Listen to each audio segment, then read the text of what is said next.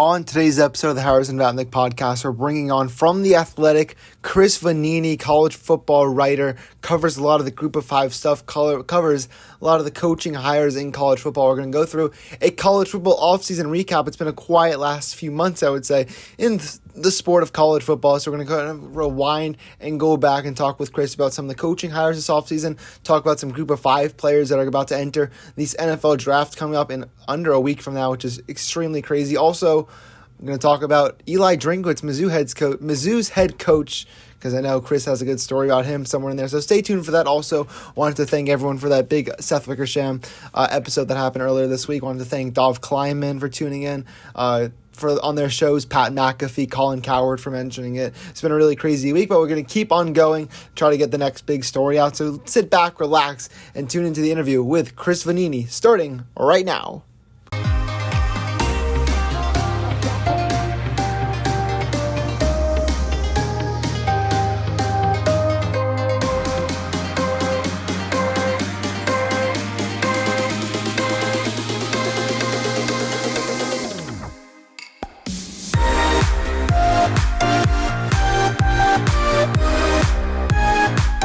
Now welcome on from The Athletic, Chris Vannini, covering a group of five conferences, college football coaching, and on national college football for The Athletic. Chris, welcome on.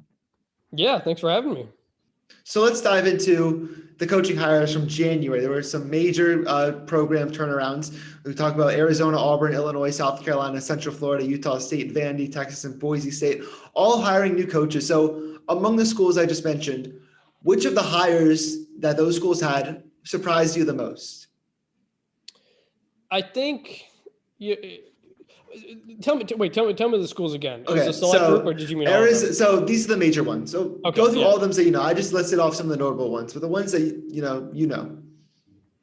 Yeah, surprising. I think Auburn was surprising hiring Brian Harsin from Boise State, because he's a guy who has no experience in the SEC. Yeah. He's coached at Arkansas State. He's coached at Texas, but he has, he won big at Boise State, but he was the big fish in a small pond. And Auburn is a completely different job. And how are you going to handle that pressure? How are you going to handle those boosters who are not shy about expressing how they feel? So that's what I'm most curious to see, is how a guy like Brian Harsin moves on. He won a lot at Boise, but he didn't win as much as his predecessors. He didn't win as much as Chris Peterson did. And maybe that was an impossible standard to live up to. But Boise State hadn't played in a BCS New Year's Six game since 2014, I think. Yeah, we want to get the Arizona Fiesta. Yeah, the Arizona game. So Boise fans have been kind of annoyed by some of the losses. So, I mean, I don't think they think it was good that he left by any means, but that was one. That was probably the most surprising hire was Brian Harsin to Auburn. I think that's a good counterpoint to the fact that Boise, they win a lot of games in the Mountain West Conference, which is a pretty weak conference historically. And Chris Peterson had a lot of success there, taking them to they were in a Rose Bowl, they won multiple Fiesta Bowls. They were really successful when he was there at Boise State, and now they brought Harsin came in, and they were still winning. Don't get me wrong, but they weren't winning as much as they were with Peterson. So when he does go to a place like Auburn, now that pressure of the SEC builds. Which team do you think hit the biggest home run of the recent hires that you think puts the program in a success to win right now? It's a good question. Let me think. I'm trying to see who's. I'm most curious to see how Steve Sarkisian does at Texas. Alabama's offense last year was probably one of the best in college football history. I mean, they had the best quarterback, the best receiver, the best running back, the best offensive line. Yeah. It was insane. And at Texas, he's not going to have that. So how is he going to adapt to not having the best players on the field at every time? But at the same time, Texas isn't in a bad situation. I mean, they have finished ranked. They won the Sugar Bowl a couple of years ago. This is not a rebuild by any means. They seem to be pretty set with some interesting options at quarterback. Bijan Robinson, the running back, looks like he could be a star. So obviously Sark took his career in a different, once he was fired at USC, he goes to Alabama, he goes to the Falcons, comes back to Alabama, and he really kind of changed a lot of what he did, I think. And So I'm curious to see how that works at a place like Texas, which is not far off from being where they want to be. No, they were in New Year's Six just a couple years ago in the Sugar Bowl and against Georgia that was. But so my question is, what is the difference between what Steve Sarkisian was at USC when he was fired back in 2014 to now 7 years later, he's now head coach at Texas, another major program. So kind of what has he changed in his coaching philosophies that's going to make him more successful this time around? Yeah, I mean, he's really gone big on the RPOs like everybody else has, and just the various routes that receivers pick, which way they want to run. He got let go with the Falcons. I don't know if he got let go. I think he got let go. And a number of Falcons fans were happy. They weren't happy with the job he did there a couple years ago. But the smart football people I know and I talked to, they thought Sarkisian actually did a really solid job in a very tough situation with the Falcons. And then as he goes on to Alabama and does a great job there, I think you kind of saw how that played out. So, you saw, whether it was Mac Jones at quarterback or Tua at quarterback, he was able to get the balls in the hands of the best players at all times. And that it sounds easy, but it's not sometimes, especially if the team is, double teaming a guy or focused in on one guy on the offense to develop schemes that always get these guys open. Look at where Devontae Smith lined up in the Cotton Bowl and in the championship game. He's lining up outside. He's lining up inside. He's lining up in the backfield. He's putting him everywhere, always creating that matchup that is incredibly difficult for the defense. That is the best thing that Sark has done as an offensive coordinator recently, and I'm curious how that's going to work at Texas. So I know you focus a little more on the Group of Five. Central Florida, probably the premier program of the Group of Five in the last maybe 5-6 years. Josh Heupel left to go to Tennessee. And I was at that bowl game, the Central Florida BYU game. There were Central Florida fans screaming, fire Heupel, fire Heupel. They kind of got their wish because he's gone now. They're bringing Gus Malzahn, who had a lot of success at Auburn. I know the Auburn fans did not like him over the last couple of years, so it's just still something I'm not sure why, because he won games. He took Auburn to a national championship game, multiple SEC championship games. How do you think he's going to do at Central Florida? I don't know. And it's because I don't know how that offense is going to fit what UCF typically does. And what UCF has typically done is have a great quarterback. They sling the ball all over the field to a great group of skill position players. And what Gus has typically done is have sometimes a converted defensive back at quarterback who runs a lot of read stuff. And that doesn't fit what Dillon Gabriel wants to do. And when Auburn has tried some different things with different types of quarterbacks or different types of offenses, the results haven't been great. I mean, the Auburn offense last year was a mess with Chad Morris running it. So I don't know. I mean, I think he's hired a really good staff. I'll say that, but Gus is going to call the plays. He's going to run the offense. And I just really don't know how that's going to fit with Dillon Gabriel's skill set. He's one of the best passers in the country. And how is Gus's scheme going to adapt to that? That's what I'm waiting to see. Yeah, because you mentioned the most success he's had with a quarterback was with Nick Marshall, who went on to play, I think, defensive back in the NFL. He was a mobile guy. He had a strong arm, but he was mostly running ability. In the last couple of years with Bo Nix, they really couldn't live up back to that hype. And they had Jarrett Stidham there, who's, I would say, kind of similar to what Dillon Gabriel is. He's more of a pocket passer, not super mobile.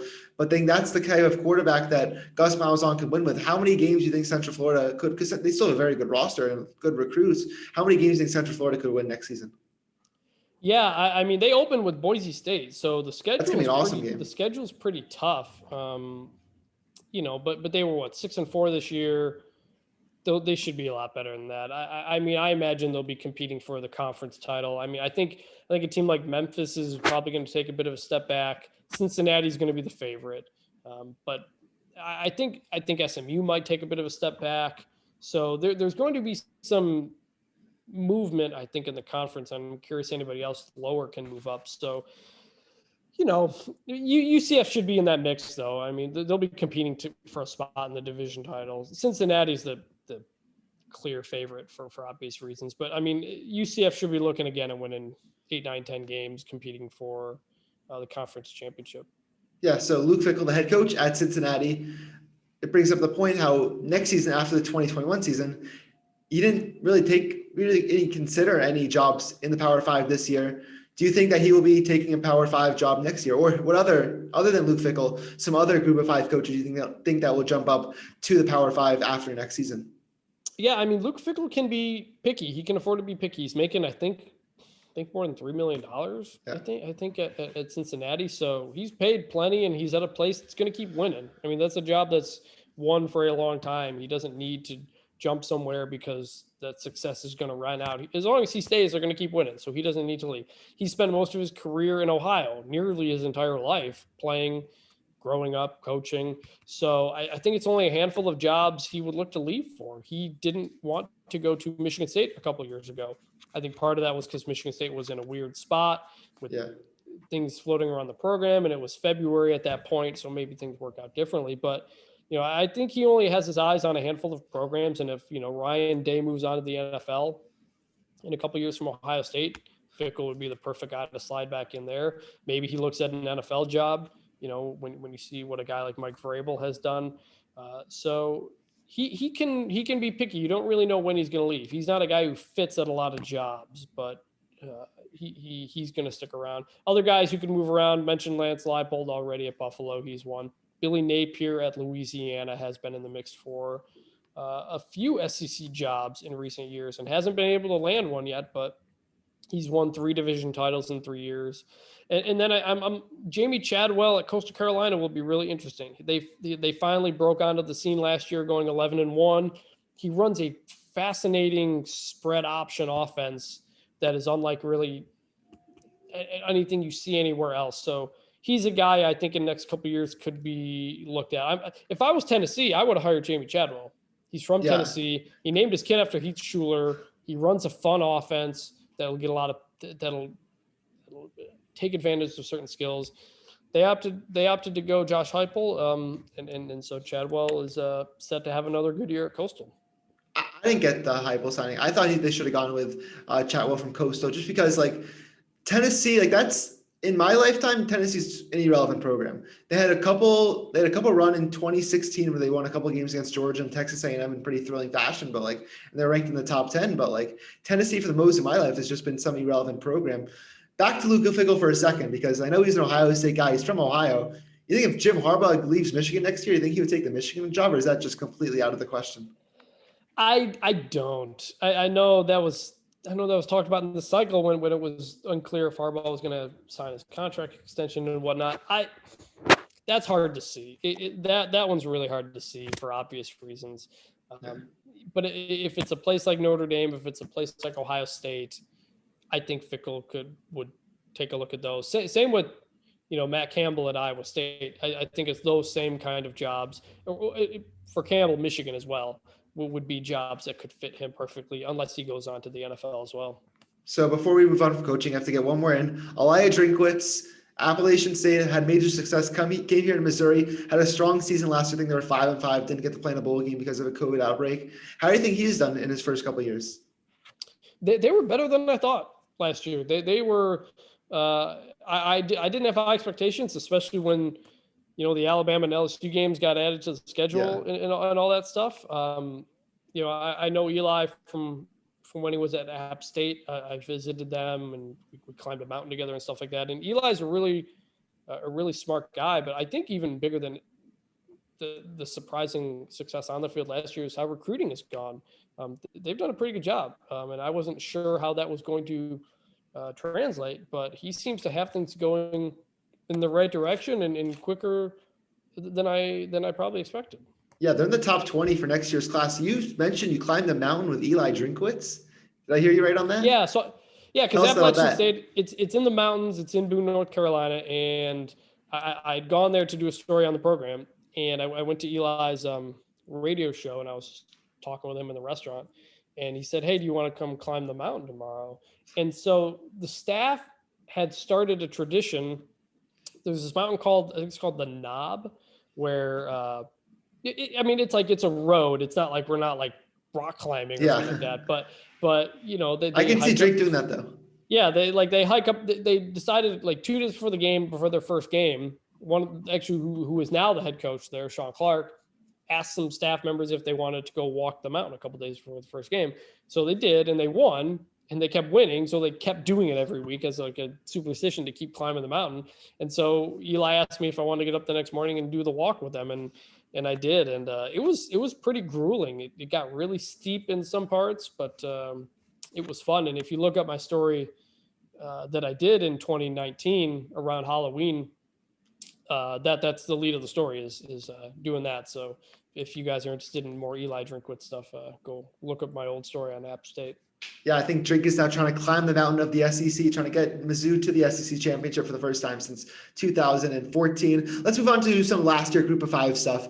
2020, crazy college football year for many reasons, but a pretty historic one for the Group of Five. They had 3 teams finish in the regular season undefeated. 6 teams finished ranked in the final AP Top 25, along with 2 more independents. 5 teams finishing ranked for the first time ever. The Sun Belt went 3-0 against the Big 12. They were 4-1 in bowl games. Cincinnati came almost close to beating Georgia in the Year 6 game. How surprised were you by the success of the smaller schools in 2020?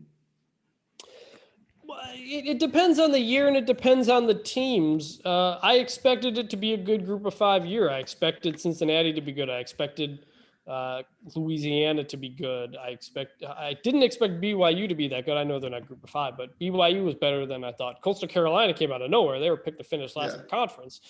And there were only a handful of Power Five versus Group of Five matchups. So if you got those wins, they carried more weight. Like Louisiana beat Iowa State by 17 points, and they only lost to Coastal Carolina, who was undefeated.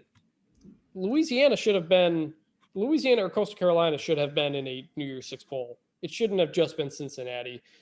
I was banging that drum all day. The fact that Cincinnati, I think they were 7th in the final playoff rankings before. Yeah, they were 7 before the bowls.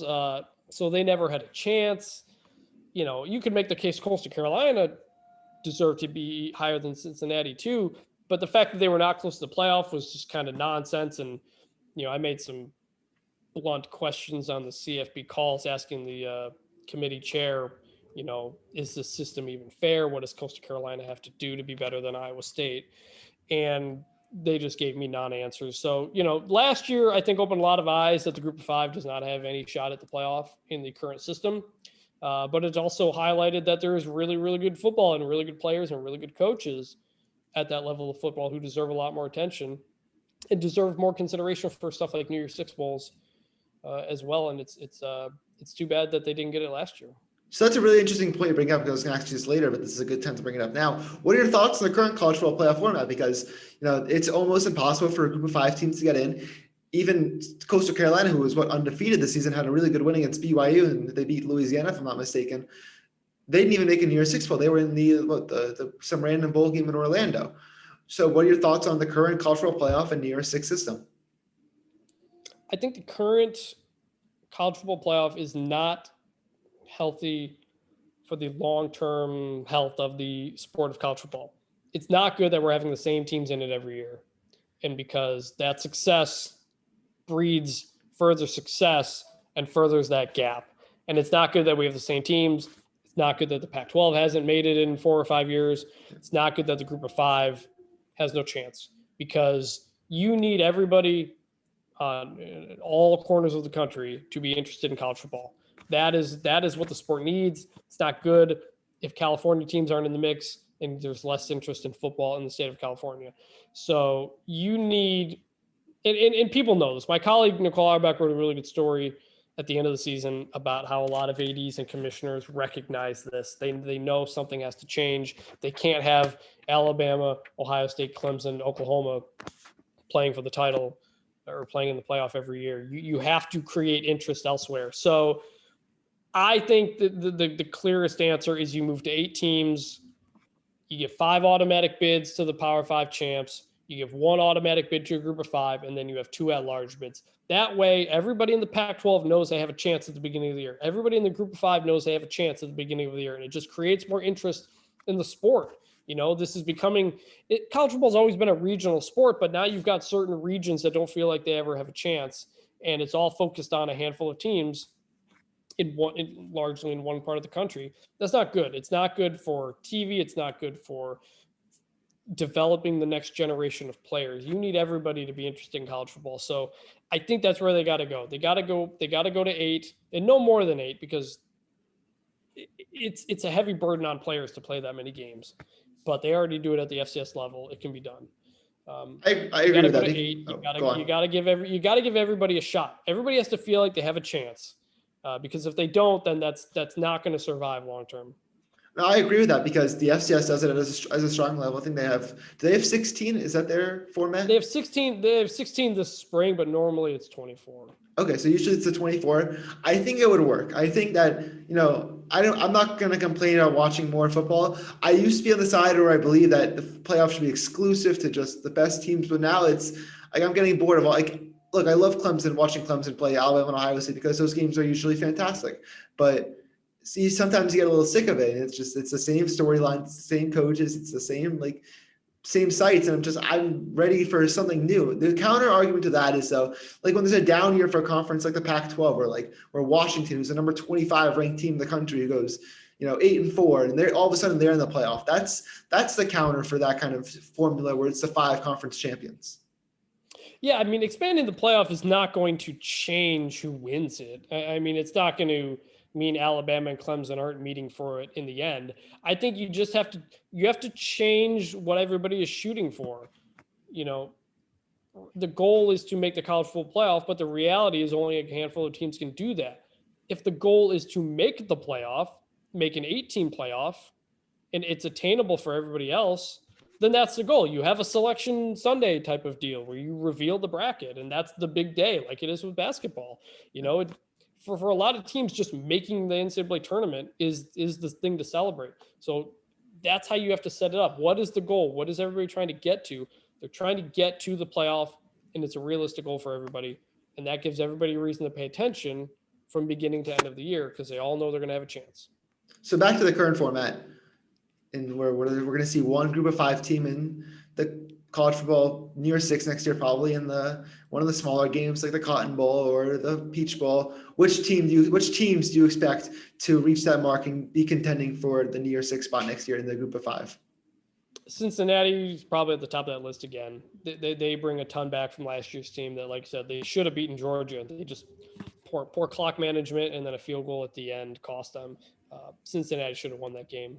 Desmond Ridder, the quarterback's back. They got a lot of really good defensive players.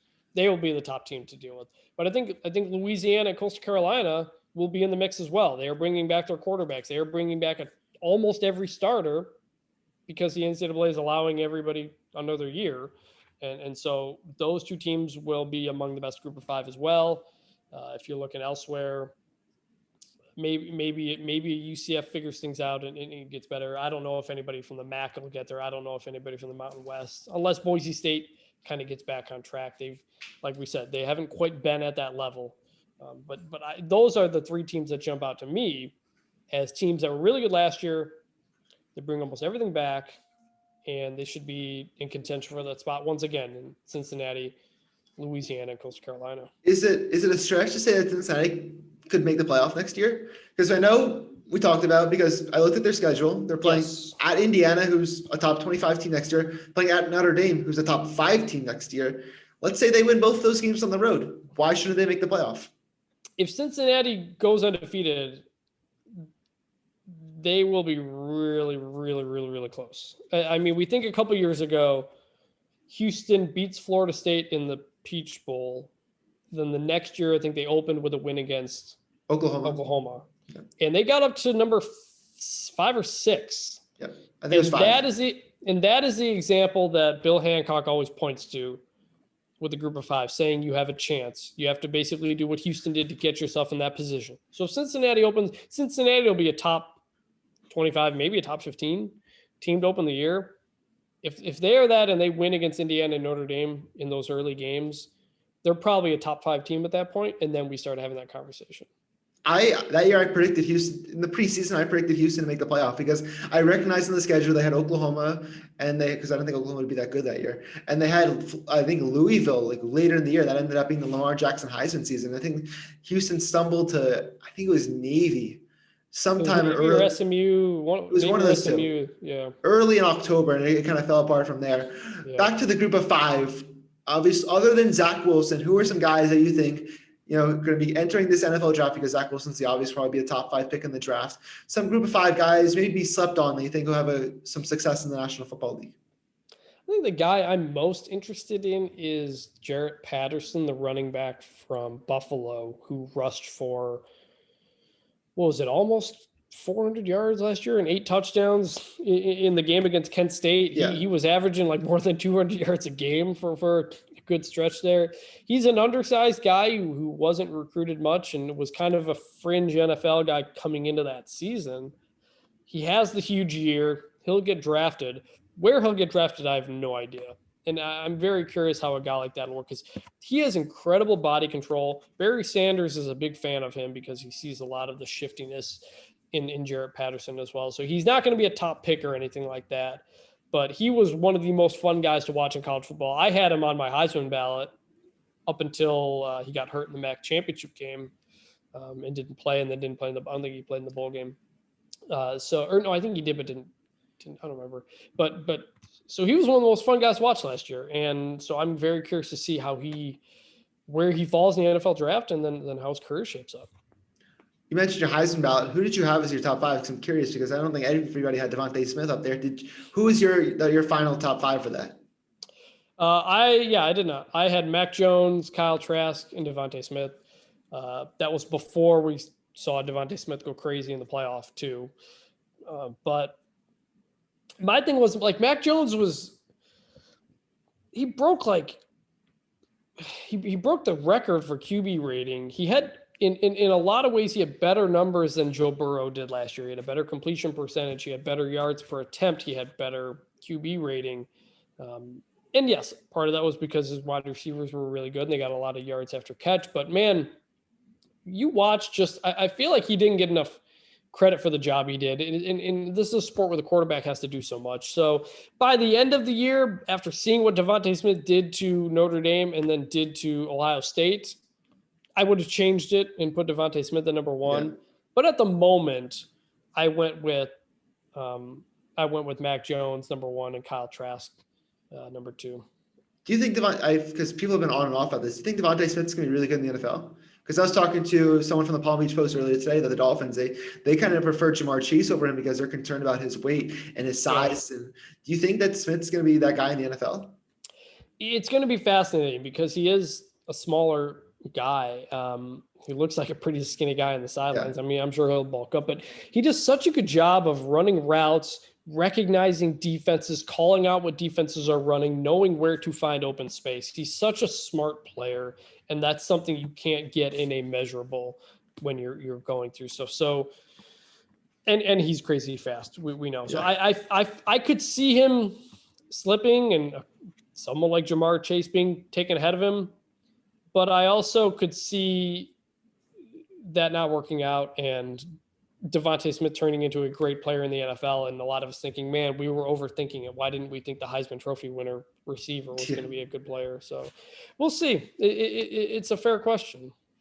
I don't see a world where he's just not talented in the NFL. I don't see a world where it's like this guy who was the best wide receiver in college football basically 2 years in a row and wins the Heisman Trophy, the first Heisman Trophy receiver since Desmond Howard. Was he the last one to win? Yeah, I think so. 91. So yeah. I just can't see him just not working out in the pros. Kyle Trask is another interesting one. I want to get your thoughts on him. A lot of people don't think he's going to be good in the NFL because people can have concern about his footwork and his accuracy. You had him number 2 in your Heisman ballot, so you're obviously pretty high on him. Do you think he's going to be successful at the next level? I don't know. That's a tough one. They had no running game at Florida. He carried that team. Kyle Trask did last year. That's one reason, why I had him where I had him. I don't know. In the NFL, you have to be elite at everything you do. You can't be a half second too late. You can't be a half second or a half step too weak with your arm strength.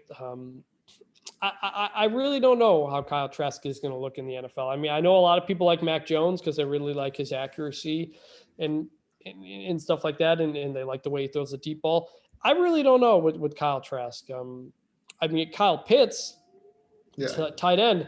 I mean, honestly, I feel like I guess other than Trevor Lawrence, you could make the case for Kyle Pitts being the number one player in the draft. I think. I think he's another worldly talent, and I'm curious where he's going to go.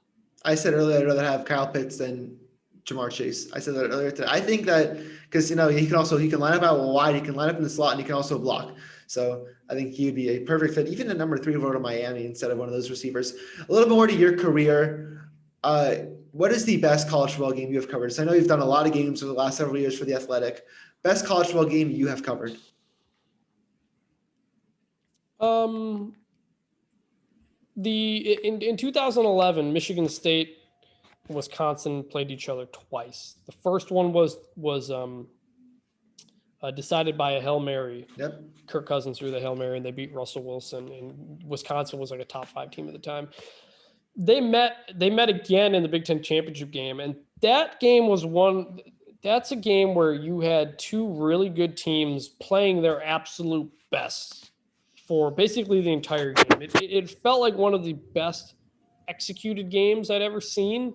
Like it just felt like a heavyweight fight where these teams, Kirk Cousins and Russell Wilson, who go on to be, NFL quarterbacks, are just delivering these blows with really good players around them.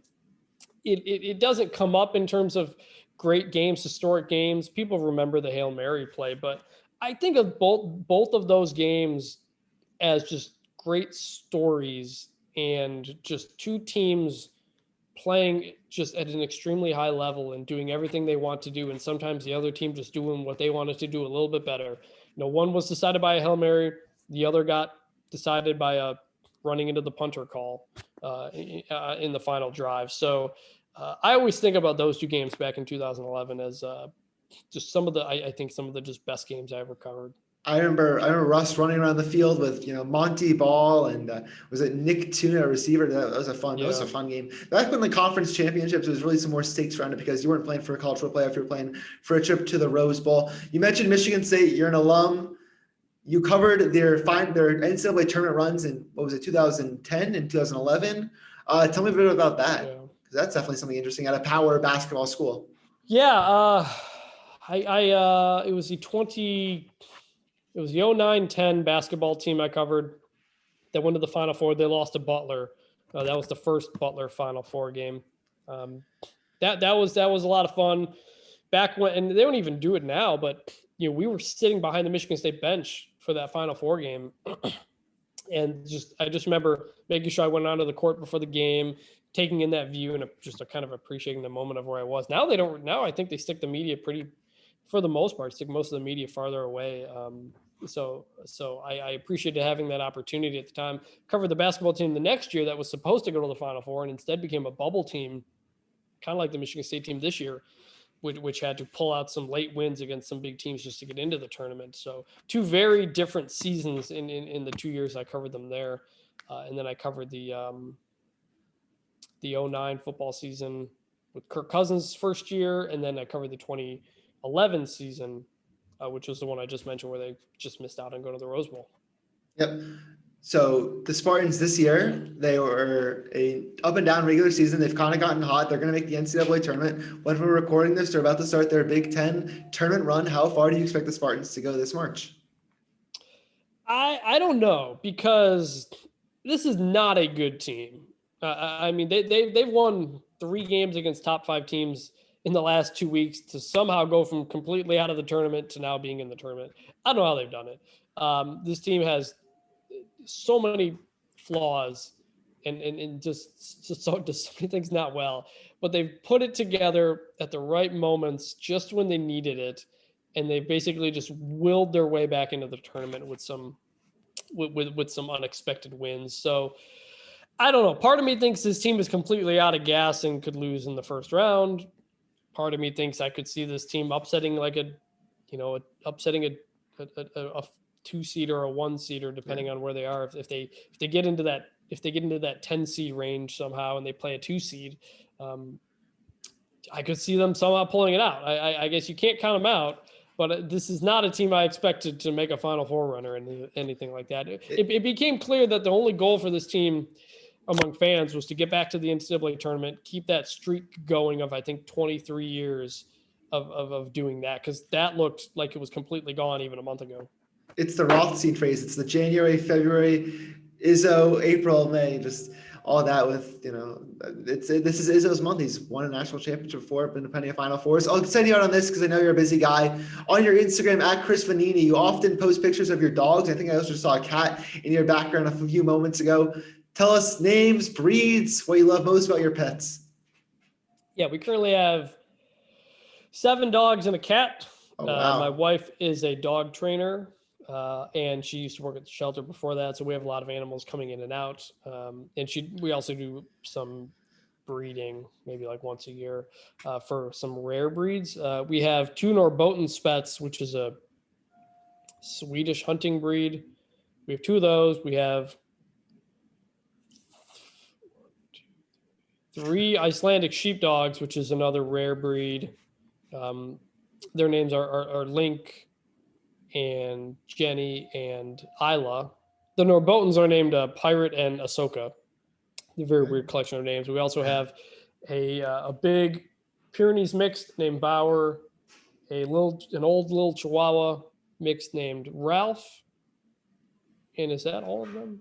They're not all in the house at the moment. So I think that's all of them. And then we have a cat named Legolas because he only has 3 legs. Oh. So Legolas, that was what he was named. And how do you? So when you have to take them on walks, you can't really be holding like 7 we leashes. We don't do walks. We live in a house. We got a yard. Okay, they go in the yard. We'll take them up. We live next to a school. We'll take them out to the big yard. Let them go run around there. But yeah, too much for walks. That definitely sounds like a lot of fun. Thanks, Chris, for coming on, talking college football stuff, Group of 5 coaches, and apparently dogs and cats. Yeah, man. Thanks for having me. Huge thanks to Chris for coming on the podcast, talking Group of 5, talking coaching hires, talking some of his stories covering college football. Chris is a great follow on Twitter. Go follow him at Chris Vannini for all his great college football content. Coming up next in Harrison Vapnek, it's officially about to be draft week. Here's what we're looking for next week. Monday, we're going to have on Jonathan Jones of CBS Sports to talk about the NFL draft. He just released one of his mock drafts. We're going to go through it pick by pick for the most part, talk about the prospects he likes and doesn't like. And then next Wednesday, I'm going to go through my mock draft. It's going to be a different kind of podcast episode. I'm just going to read through my mock, do some explanations. We'll have some cool video edits. We'll have fun. And then probably Thursday night or Friday morning, we're going to have a post-draft reaction podcast with a special guest. Stay tuned for that. So have a great week, and we'll see you next time on the Harrison Vapnek podcast. See ya.